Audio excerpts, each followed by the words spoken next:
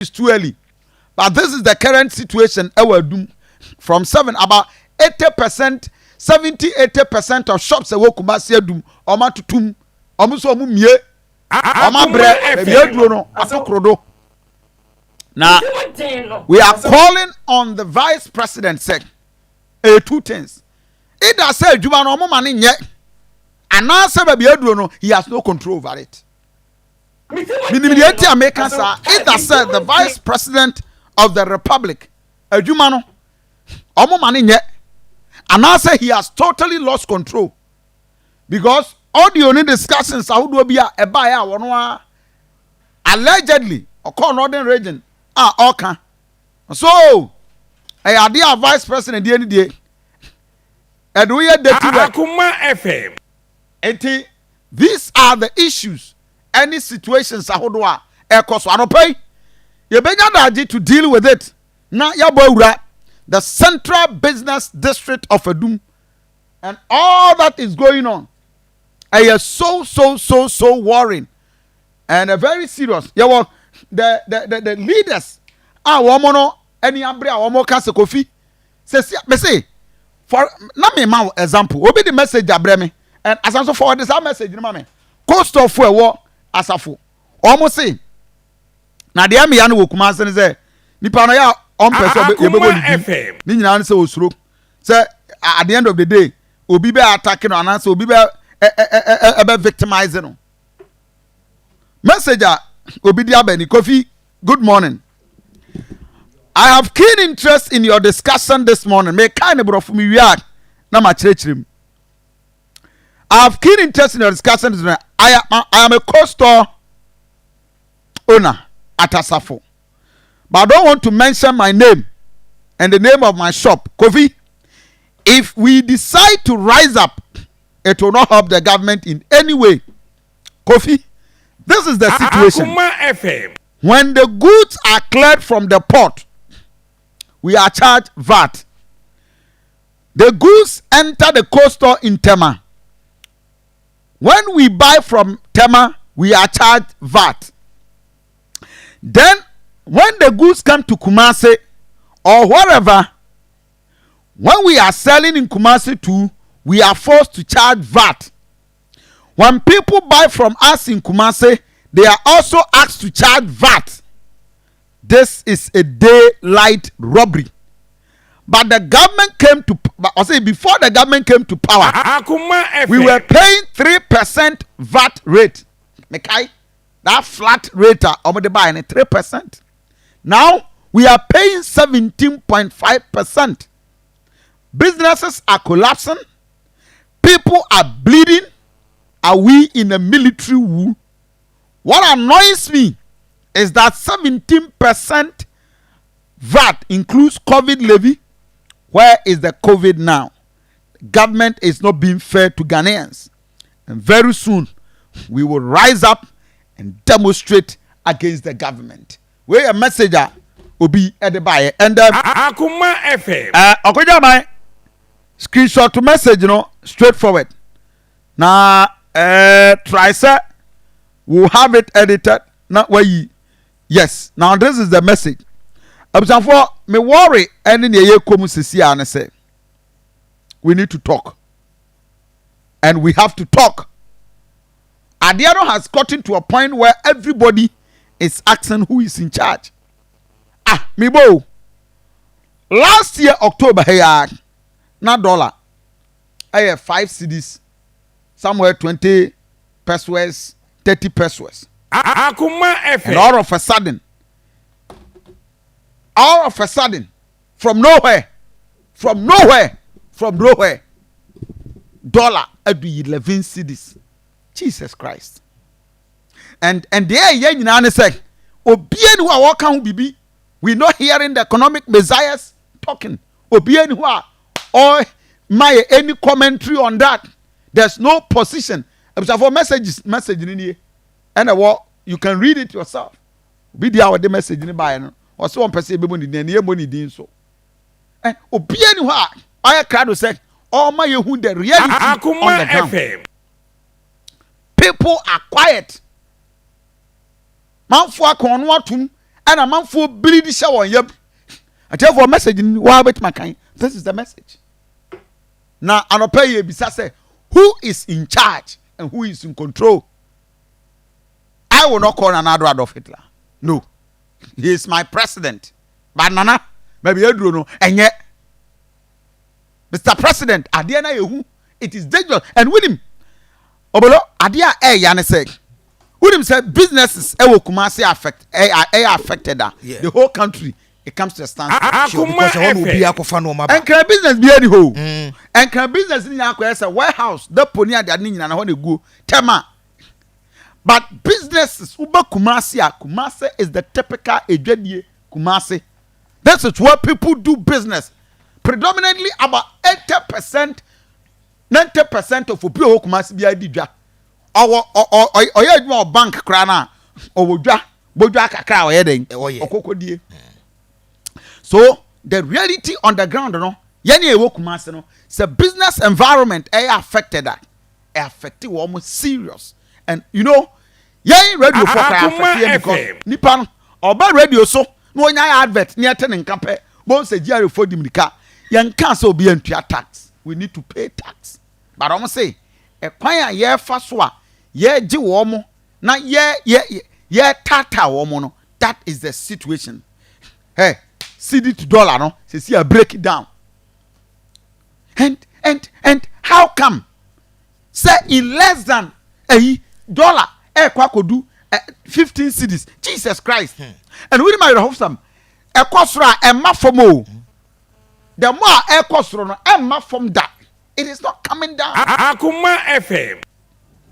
It is not coming down.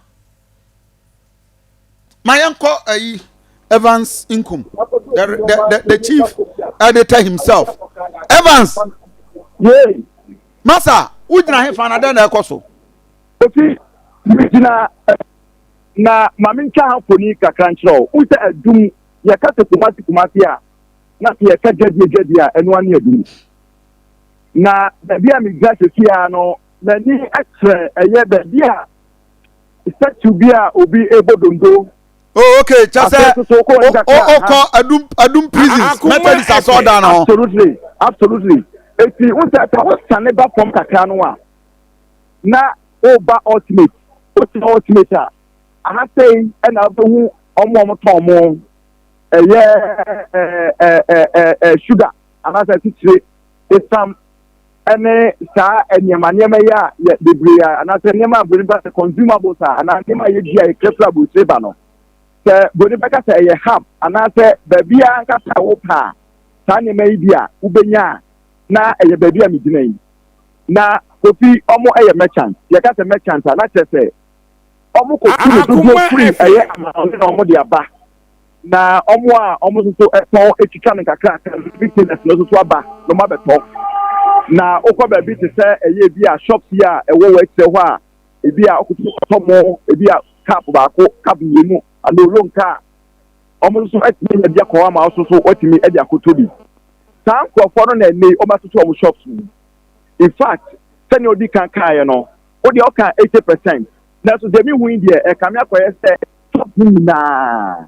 Not as a bear 100% there. Omina, I just don't. Now, if you almost say, and say, no, more than no, up for more, they do no a hard game. Send your dollar no a page any mono so a idea home price and say, and you have to film on it at the banner. And you still didn't know turning to dollars and on what. Now, we know so a ton kaya. Almost a tax regime, no. Now, me go answer now about Okoyano. What me and your binumwa? Because obi the message about so coffee suha wani na adum we have 738 kra ye me shops into ya tutumwa and shada nyehu sa obi sama send video and I make us send video obi message say it is too early for us to say businessman Emma me be wo shop e wo Kumasi Kofi eya me ya sanka send ye bi kan emne bi eya no during the one of the parties or more conference na yɛtimi ɛyɛ zoom na yeah sɛ me nya akonya na ka me edi ɛma wohu ɛnema ɛkɔ so ɛwɔ ɛyɛ adum a me no katai obi biara wafa aduma no pai eti ebedi adanse sɛ shop wa di na ya close no shop the war aduma a ton eye nnuane especially emo anwa sugar itam kete enema bi e scrap bu se ba de ni na ya so they are forcing the GRA the government to act with immediate effect because things are getting out of hand and this are kofi sa pepepe na so ya say asem na kasa de omo akasa ade no ha omo ana say ya say ka ku ya ko anum pepete me no me do be ma eyo pani ba ko fantastic na say ensem nyina kiro fantastic ya tie force be say Akoma FM TV3 media general de ya ka na ne ka ne mum ya fa inkonto bia enka fantastic ọmọ ayẹ mpanyinfo ni bi wà ha n'afẹ nkọwọ bi a bẹsẹ ọni ni bibia no ọni na di Reverend Kofi Asante ẹnim Ghana Akoma 87.9 FM. Kata ni sẹ yes onua fantastic fantastic ẹyà adi a Ghana fo nyinaa eti o fantastic ẹni ọmọ kasa Kofi mi dẹ ọma no. Mpatsọ mẹdàsí bebrebe.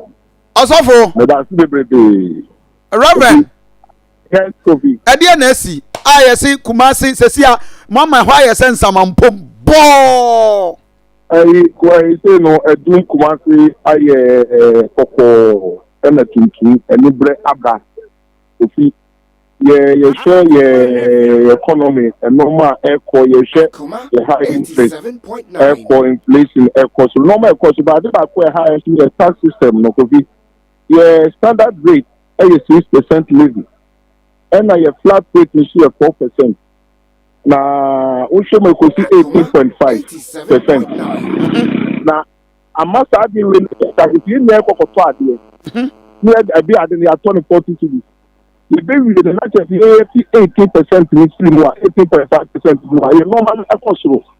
But if you should register, on also back to Sadia na no on also maybe and so on also the budget. It be at 35 and I'll be 41.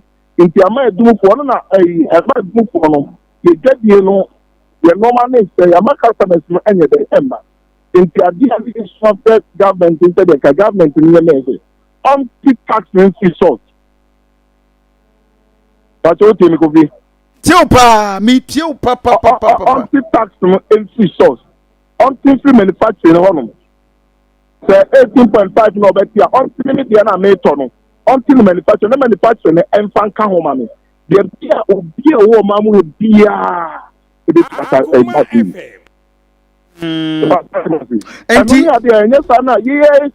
Okay. So a banana may drop bat in the manner. Maybe you may drop bat in a man or better than by some on Tadian. Okay. Because of the amount of 43, let's the amount of 44. Now, I mean, at the end of the day, the amount of 44. Okay. Now, my sounds my working 18.5 next to me. I'm in first swapping them. And I'm a coming and I'm a side day. Maybe a quack of my. Now, maybe since when I saw the way Akoso a Krumha? Akoswate.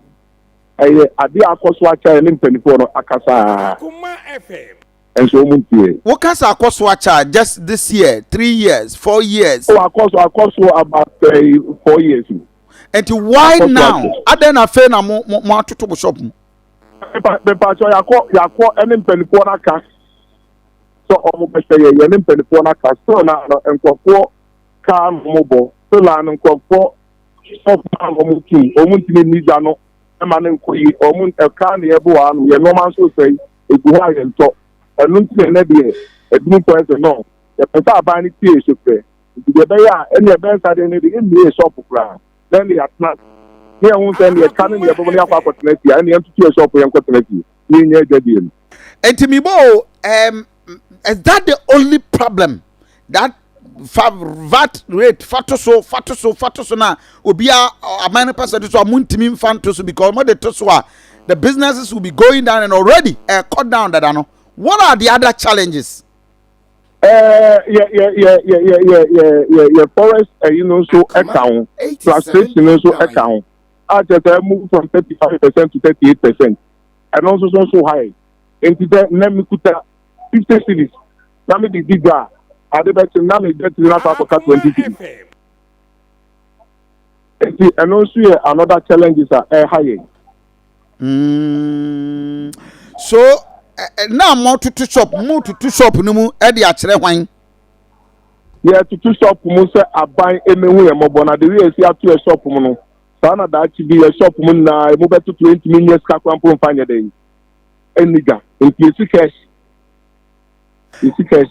The business community were doom and they a entire business se were doom when na no to man say oh we dey nipa kakra bi na maka mo abo ma mo ya sade doom about part of a doom about 80% and they have to do about 80% of shops were doom. Wow, that's serious.